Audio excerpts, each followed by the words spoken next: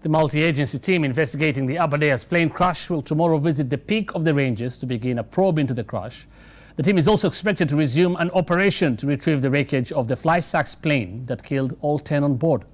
Investigations will focus on several leads, key being the rerouting of the aircraft. Hassan Mugambi spoke to some of the investigators and filed the following report. 6 days after FlySAX crashed into the Aberdares, killing all 10 people on board, there are still questions as to what caused the crash. Could the accident have been avoided? And if yes, who slept on the job? The 1-hour flight from Kitale to Nairobi ended prematurely after the aircraft disappeared from the radar. The last contact between Captain Barbara Wangeshi and the JKIA tower was at 5:02 p.m. It was destined for Wilson Airport, and it was decided at some point to divert to Jomo Kenyatta, and we suspect that was because of the weather. There are two main initial approach points into the Nairobi airspace. One over the Ngong Hills, known as Gof Aviation for GG, and another that approaches the city over Ruiru with the aviation beacon known as Avena.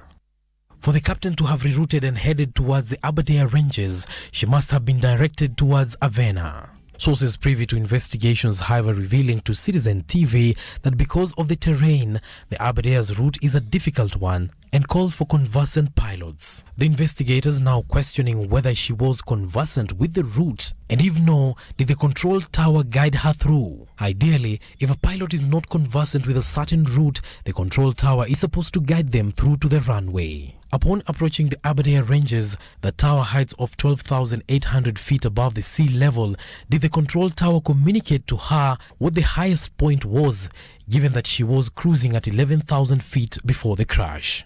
The airworthiness of the ill-fated craft will also be a key component of the multi-agency inquest. Lacking a black box in its engineering, the Cessna Caravan craft is fitted with emergency locator transmitters that are meant to give the location of the plane to precision upon impact or in case of emergency. Begging the question, was the ELT fitted in the FlySAX aircraft functional?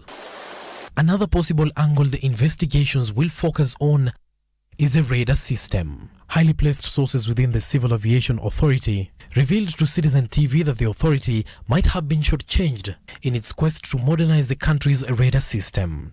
A tender awarded to a foreign firm to modernize the radar system, installing features to help advise pilots of possible flight into terrain, was not done to specification despite the money being paid. A multi-agency team consisting of detectives from Air Accident Investigation Department, the Kenya Civil Aviation Authority and homicide detectives from DCI will Monday visit the crash site to start probe into what led to the crash. Hassan Mugambi, Citizen TV.